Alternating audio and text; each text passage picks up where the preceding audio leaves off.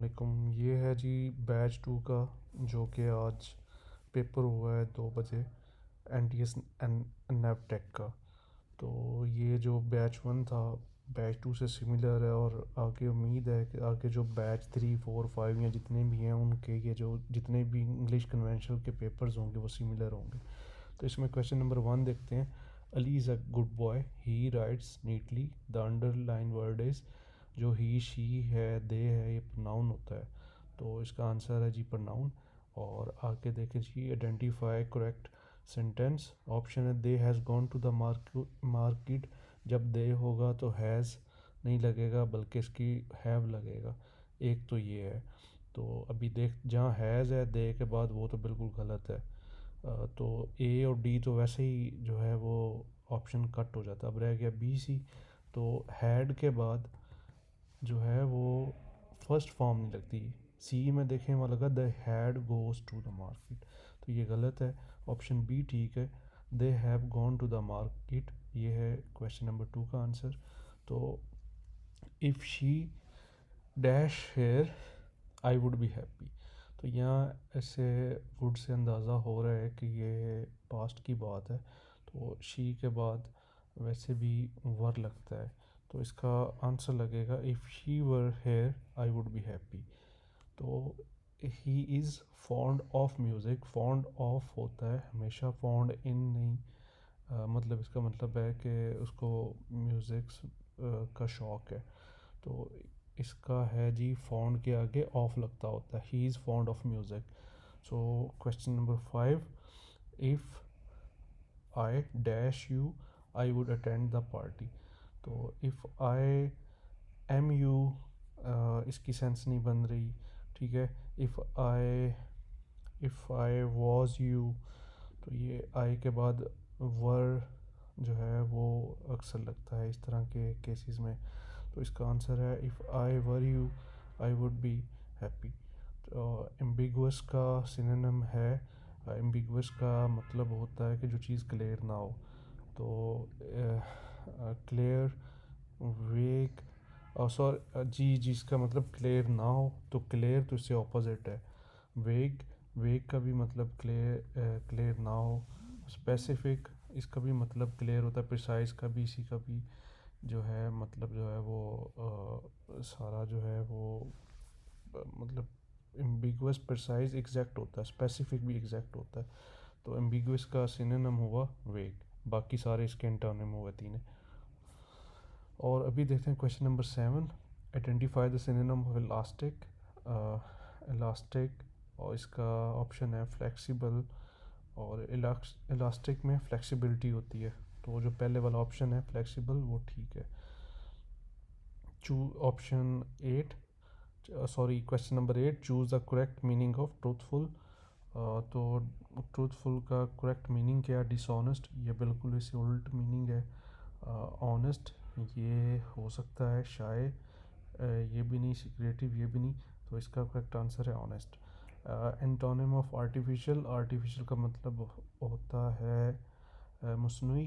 तो नेचुरल जो है वो कुदरती तौर पे होती है, एक मसनूई चीज़ होती है, कुदरती चीज़ होती है। तो बाकी सिंथेटिक वो भी मसनूई चीज़ होती है, बनी हुई होती हैं, फेक भी, फॉल्स भी। तो इसका राइट ऑप्शन है antonym of artificial is natural. तो आगे देखते हैं एंटोनिम ऑफ फीबल। तो फीबल का मतलब वीक, ब्रिटल या डेलिकेट की सेंस में होता है। तो इसका करेक्ट आंसर है स्ट्रॉन्ग। एंटोनिम ऑफ लीनियंट, जिस तरह आपने सुना होगा कि ये टीचर बहुत लीनियंट है, तो लीनियंट के उल्ट होता है सख्त, और इसका करेक्ट आंसर है स्ट्रिक्ट। और option 12, change the nation of the following sentences. Ali said that how clever I am. तो इसका जी राइट ऑप्शन है Ali exclaimed that how clever he was. और ऑप्शन 3, जो यूके की करेंसी है उसे क्या कहते हैं? उसे पाउंड स्टर्लिंग कहते हैं। और डॉलर यूएस को कहते हैं, यूरो यूरोप की करेंसीज को कहते हैं, जो यूके की है वो उसको पाउंड कहते हैं। Which country is the largest producer of coffee in the world, तो इसका आंसर है जी ब्राज़ील। और 15 the word Pakistan was coined by which individual, Pakistan का वर्ड किसने कॉइन किया था, मतलब पहली दफ़ा बोला था या इसको ज़ुबान पे लेके आए थे, तो उसका आंसर है चौधरी रहमत Ali. The first constitution of Pakistan was, तो जो पाकिस्तान का पहला कॉन्स्टिट्यूशन है 1956 में बना था। और आगे which mountain range is home to K2, the second highest peak in the world, तो K2 पाकिस्तान के अंदर है जैसे कि, और ये कराक्रम आता है के से, K2 से और के से कराक्रम याद रखें कि के से ही K2 है और के से ही कराक्रम है। विच province is the largest by population, largest population से कौन कौन सा सूबा है, तो वो है सूबा पंजाब। और एरिया के वाइज से सूबा है Balochistan. Who is the constitutional head of the Islamic Republic of Pakistan, जो कॉन्स्टिट्यूशनल हेड ऑफ कंट्री है वो प्रेसिडेंट होता है, और एग्जेक्टिव जो है कंट्री का वो प्राइम मिनिस्टर होता है। जो the parliament Majlis Shura consist of two houses, they are senate and the national assembly, तो इनको अपर हाउस और लोअर हाउस भी कहा जाता है। सेनेट को अपर हाउस कहा जाता है, नेशनल असम्बली को लोअर हाउस भी कहा जाता है। 21 what does crescent on the national flag of Pakistan symbolise, तो ये प्रोग्रेस को सिम्बलाइज करता है। मतलब क्रेसेंट का मतलब क्या है, तो क्रेसेंट का मतलब होता है तरक्की, प्रोग्रेस उसको इंडिकेट करता है जो हमारे झंडे के अंदर है। The traditional form of music poetry often performed at Sufi shrines is known as qawwali, ये तो आप सबको पता होना चाहिए। आगे question number 23, what is the name of the oldest university of Pakistan, तो यूनिवर्सिटी ऑफ द पंजाब जो है सबसे ओल्डेस्ट है। ये थोड़ा सा कंपैरेटिवली बैच 1 से इजी था, और सेकेंडली जिस तरह के बैच 1 के बाद आइडिया हो गया तो बच्चों को थोड़ी तैयारी करने में आसानी भी हुई, चाहे बेशक एक घंटा भी हो लेकिन उसका असर पड़ता है। अभी आपके पास तो अभी पूरी रात है, आप जैसे मर्ज़ी तैयारी कर सकते हैं। इन्हीं से आप देखेंगे ये मिलते जुलते मैथमेटिक्स के भी मिलते जुलते क्वेश्चन बना रहा है, एक ही एक्स की इक्वेशन बना रहा है, और इसी तरह घुमा फिरा के मिलते जुलते क्वेश्चन वर का यूज़ है, और नाउन प्रोनाउन के बारे पूछ रहा है, वर्ब के बारे पूछ रहा है, इस तरह करके अंग्रेज़ी के हैं एंटोनिम और वो सिनोनिम पूछ रहा है। और ये सारी चीज़ें जो है ना, काफ़ी अगर आप इसको मैच करेंगे तो वो काफ़ी आसान हो जाएगा। तो आगे है जी, जो विच institution is Pakistan central bank responsible for regulation monetary policy, question number 24, तो जो स्टेट बैंक ऑफ पाकिस्तान है वो इस सब को कंट्रोल करता है। बाकी ये national bank of Pakistan, allied United bank, ये सारे दूसरे सब्सिडरी छोटे बैंक्स हैं, कुछ कमर्शियल हैं, ठीक है। कुछ ये नेशनल बैंक ऑफ पाकिस्तान, ये पाकिस्तान का जो हमारी ये स्टेट का बैंक है, लेकिन जो बाकी हैं वो कमर्शियल हैं। लेकिन जो सब को रेगुलेट करता है सेंट्रल बैंक है, उसको स्टेट बैंक ऑफ पाकिस्तान कहता है, जो बाकी सारे बैंकों को चलाता है। तो pressure is defined as force divided by what, तो ये इसका फार्मूला है, pressure is defined as force by area, P is equal to F divided by A। तो ये चीज़ें आपने माइंड में रखनी है। और आगे चलते हैं, जो what is the phenomena responsible for a rainbow forming after rain, तो ये रेनबो कैसे बनती है कि, तो डिस्पर्जन के थ्रू जो है आपकी रेनबो बनती है रेन के बाद। और जो सॉलिड होता है उसमें साउंड सबसे ज़्यादा फास्ट जो ट्रैवल करता है, जो क्वेश्चन नंबर 27 है। तो अभी एयर, वाटर, वैक्यूम, स्टील क्योंकि सॉलिड है तो उसमें सबसे ज़्यादा तेज़ चलता है, साउंड ट्रैवल करता है, तो इसका आंसर है 27 का स्टील। आगे 28 की तरफ जाते हैं, which group food is good source of protein for building muscles, तो मीट, फिश, बीन्स, ये they are rich source of protein, और ये प्रोटीन के बहुत हाई जो आपको प्रोटीन देते हैं वो सोर्स है। What is the primary function of xylem tissue in plant, तो जाइलम, और आप इसे आगे जो जो ट्रांस इससे आप अंदाज़ा लगा लें कि ये प्लांट्स के जाइलम से ऑपोजिट क्या चीज़ पूछ सकता है। तो इसका आंसर है क्या है, ट्रांसपोर्टिंग वाटर एंड मिनरल। तो उसके लिए प्राइमरी फंक्शन है जाइलम का प्लांट के अंदर। What is gaseous products release by plants during photosynthesis. तो फोटोसिंथेसिस के दौरान जो है वो क्या रिलीज़ करते हैं, वो ऑक्सीजन। आप सबको पता है ऑक्सीजन इंपॉर्टेंट है, इसलिए कहते हैं दरख्त लगाओ। फोटोसिंथेसिस होती है तो ऑक्सीजन वो रिलीज़ करते हैं, और ऑक्सीजन हमारी बेसिक नीड है। What is the process where water vapour turns back into liquid water to form clouds. तो जिस तरह लास्ट बैच 1 में आया था सब्लिमेशन, तो इसने अभी इसको लिक्विड की फॉर्म को कन्वर्ट किया। Vapour turns back into liquid water to form clouds, तो इसको कंडेंसेशन कहते हैं। Question number 32, which of this is a non renewable source of energy. Non renewable source of energy वो होते हैं जो कि आप उसको जैसे सोलर एनर्जी है, हाइड्रो इलेक्ट्रिक एनर्जी है, और आपकी न्यूक्लियर एनर्जी है, विंड एनर्जी है। तो जो सोलर और sorry non renewable question number 32, तो उसमें solar, wind energy, water energy ये सारे रीन्यूएबल है।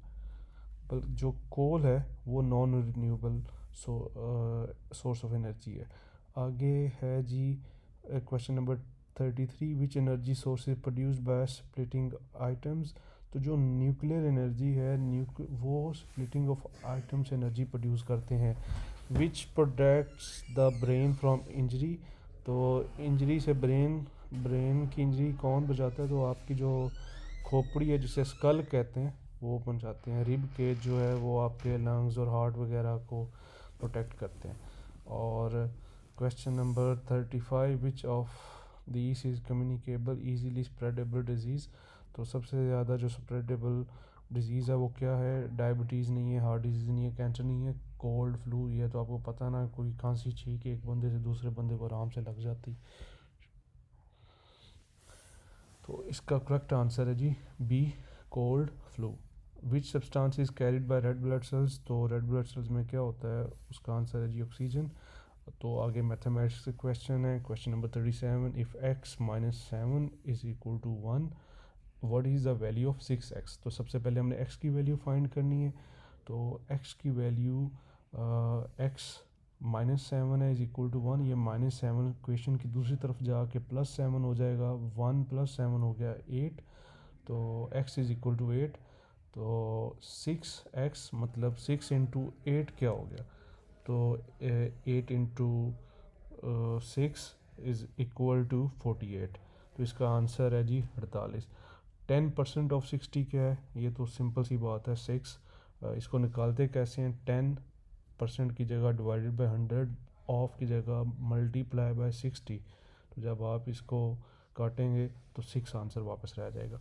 अब आप ये पैटर्न देखिएगा, 144, 72, 36, 18, ये हाफ हाफ होता जा रहा है। 18 का हाफ क्या है, 9।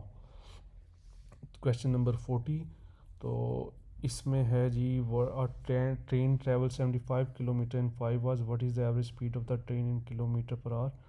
तो इसका आंसर जी 15 किलोमीटर पर आवर।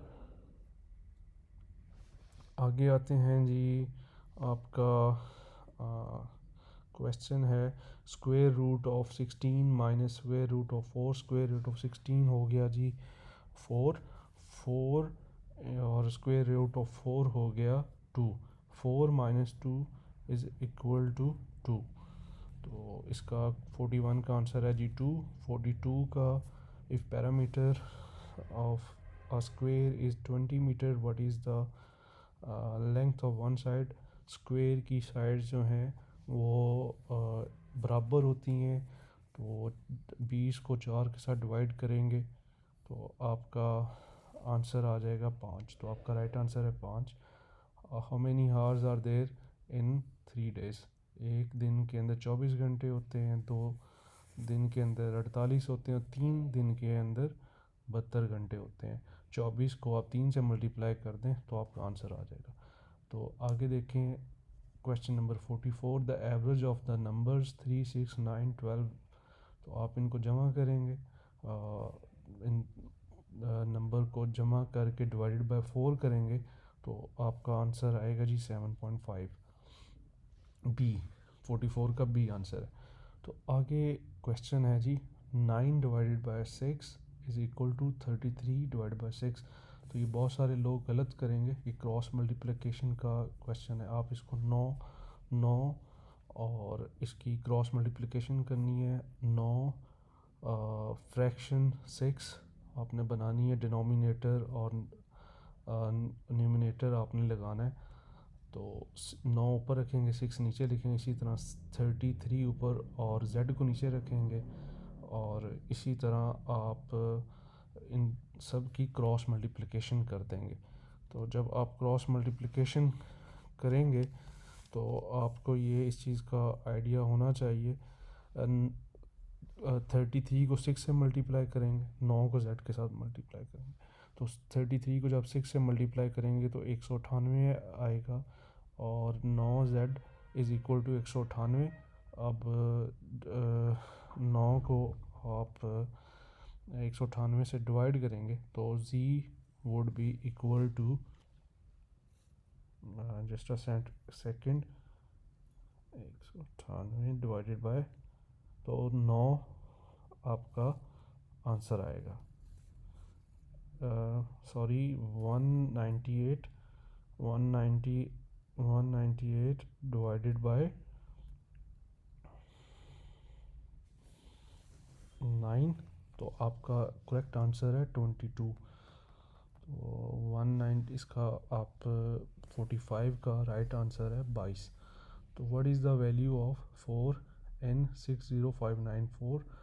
तो जो यूनिट टेंस 100, तो ये यूनिट पे है तो 4 की वैल्यू जो है 4 ही रहेगी।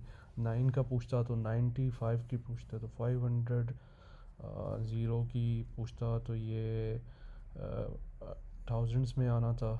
तो आगे जाते हैं जी। स्क्वायर रूट ऑफ 144 इज़, तो जिस तरह पहले हमने स्क्वायर रूट और अंडर रूट इसका स्क्वायर रूट और स्क्वायर लिए, इसी तरह ये सिंपल सा क्वेश्चन है, आपने इससे कंफ्यूज नहीं होना करना। तो आपने ये बताना है कि किसका हम स्क्वायर लें तो ये आंसर आना चाहिए। तो 12 का जब 12 को 12 से मल्टीप्लाई करेंगे तो 144 आएगा। आगे 48 है 70। अब इसमें बड़ी ब्रैकेट्स हैं, करली ब्रैकेट्स हैं, छोटी ब्रैकेट्स हैं। तो सबसे अंदर वाली ब्रैकेट को पहले सॉल्व करते हैं। तो 44 डिवाइड बाय 2 को सॉल्व करेंगे तो ये बन जाएगा जी 22। फिर 22 और 5 को प्लस करेंगे तो ये बन जाएगा 27। फिर 49 को 27 से माइनस करेंगे, जो आंसर रह जाएगा 70 को उससे माइनस करेंगे तो आपका आंसर आ जाता है जी 48। तो 48 का आंसर है D. Which of the following is a storage device. CPU, ये सीपीयू स्टोरेज डिवाइस नहीं है। कीबोर्ड इनपुट है, मॉनिटर जो है आउटपुट है, तो हार्ड डिस्क जो है स्टोरेज डिवाइस है। तो which unit is use to measure the clock speed of CPU. जो सीपीयू है वो उसकी गीगा हर्ट्स में स्पीड को जो है मेजर किया जाता है। जब आपसे पूछते हैं कि किसी सीपीयू की स्पीड क्या है तो वो बताते हैं इतने गीगा हर्ट्स है। तो इसका राइट आंसर है बी। तो इसी से मिलते जुलते आपके कल परसों और आगे आने वाले पेपर्स में क्वेश्चन आएंगे। तो मेक श्योर करें कि आप इसको अच्छे तरीके से प्रिपेयर कर लें ताकि आपको कोई भी किसी किस्म का मसला ना हो। Wish you all the best. और इस पैटर्न पे तैयारी करें। अभी उन्होंने पेपर को चेंज कर दिया, साथ ही नीचे डिस्क्रिप्शन में आपको व्हाट्सएप चैनल का लिंक शेयर कर रहे हैं, जिसमें आपको सारे पीडीएफ भी शेयर कर देंगे इंशाल्लाह। Wish you all the best. और इसको इसी पैटर्न पे क्वेश्चन आएंगे, पिछले पैटर्न को फॉलो नहीं करना जो ऑनलाइन था। ये जो वीडियो है इससे पहले वाली और ये इसको आपने फॉलो करना है। Thank you very much. Wish you best of luck.